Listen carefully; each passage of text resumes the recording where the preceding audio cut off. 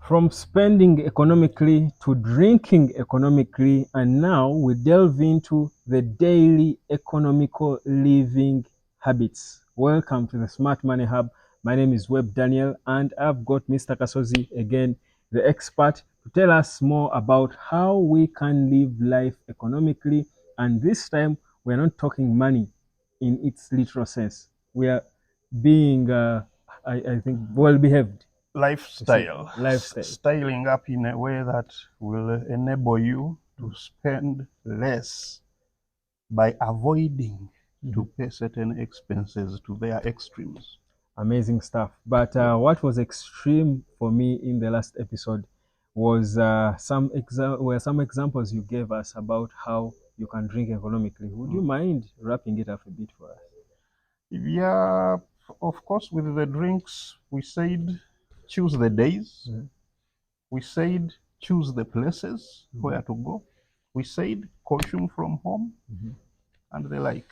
And the likes. Now let's get proper into these habits. I'll tell you, I am one of those those people who are very extravagant in my lifestyle, in terms of food, in terms of electricity. I can tell you, my bedroom now, the light should be on, yet I'm not there.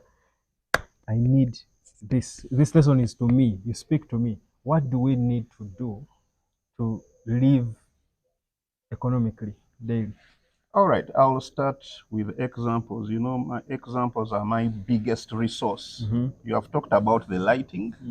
Let me start with the lights.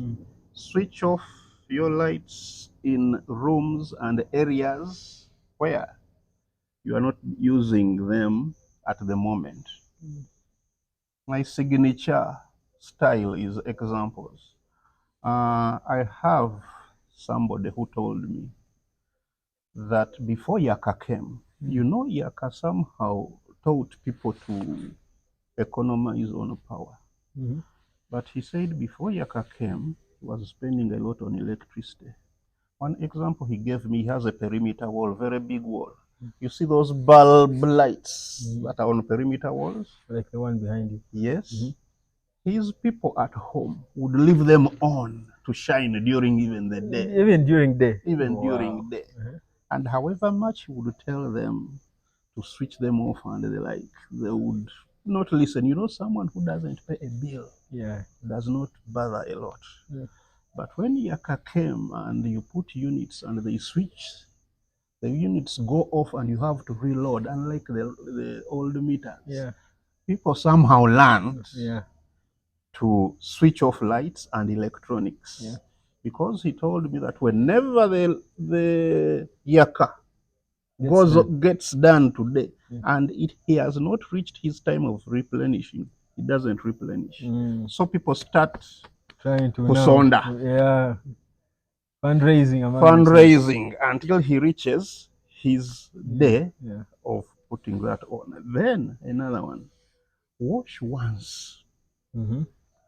There is a lot of wastage that goes on because you want to wash a socks today, tomorrow wash one trouser. The water and soap that you use, the water for one shirt, do you know that it can wash around 4 shirts? The same water. The same amount of water. The same amount of water. Get a dedicated day and say, like, I will wash every Saturday. Or the maid will wash my clothes, all the entire clothes of the household in bulk once every week, maybe every Friday, maybe every Saturday. The water that is used is minimal. Iron once. Do you know that if you decide to iron, this very bad habit of ironing every morning the shirt that you are going to put on that day takes a lot of electricity. Single man. It takes a lot of electricity. Whereas if you iron once in a week, do you know that the flat iron has a thermostat?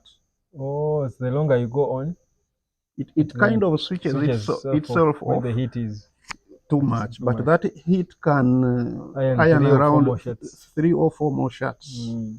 So you are going a mile in saving on electricity. Use buckets for showers, for bathing. instead of shower. the showering. Mr. Gasozi. But have the shower in your house. Be modern. But don't Yeah. use it. Use the bucket. Once in a while, when you feel that hard times are, Yeah. hard times have come, Yeah. the bucket, and some of us are very skillful, but I cannot teach this on air. I would teach people how to use a liter of water To and bathe. to bathe and get so clean. By the way, that's true because kids can waste money, rather water in a on a shower when it's warm, especially if the heater is Yes, on. yes. Oh, Another interesting example.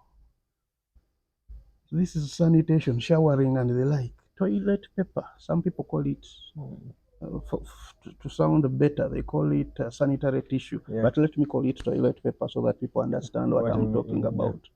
Toilet paper should be used minimally. There is a very rich man who has invested so much in schools. You know, people say that being economical is photocopy and deprive poor people and what.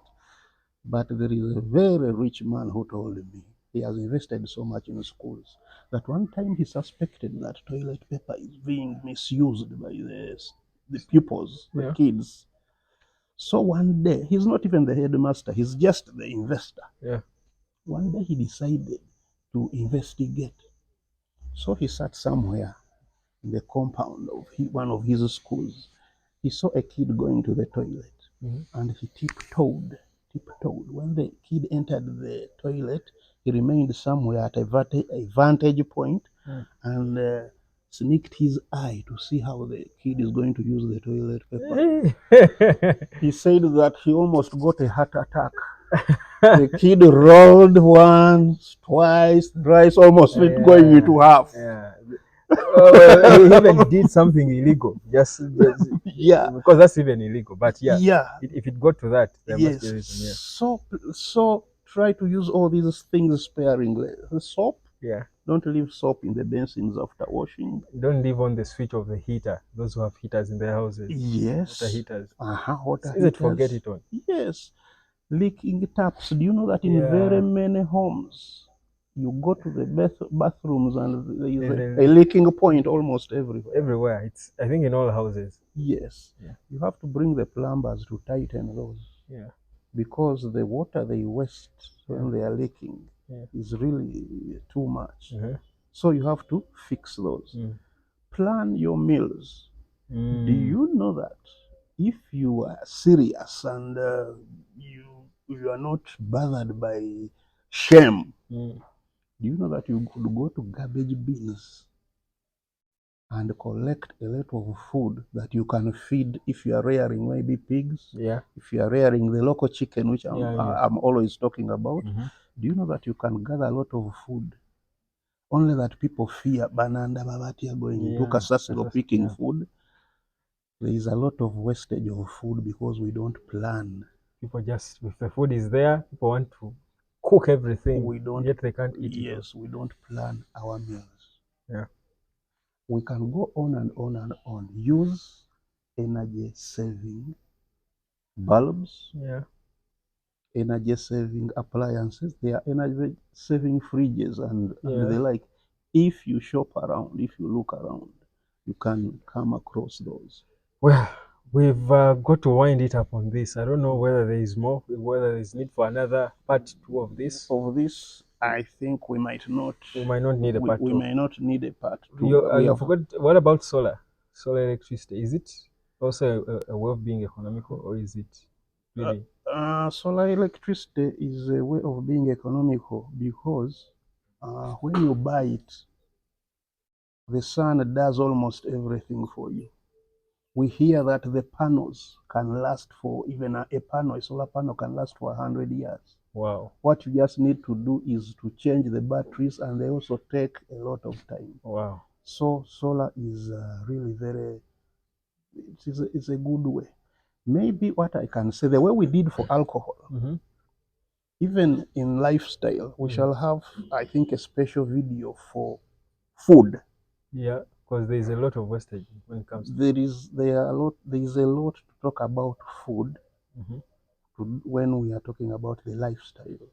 of being economical. Speaking of food, Mr. Gasozi, in less than a minute, chicken is one of the most loved delicacies in, I think, in the world. Wherever you go, chicken is on the menu. Yes. Teach us how to rear healthy chicken. Okay, now I will do the chicken in the next video.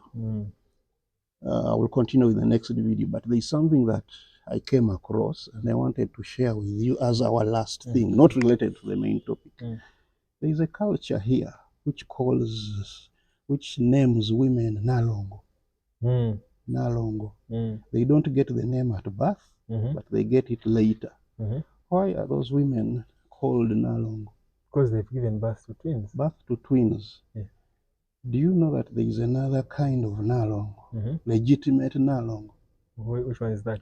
A woman who produces when she is bearing the child, and the child emerges with legs first.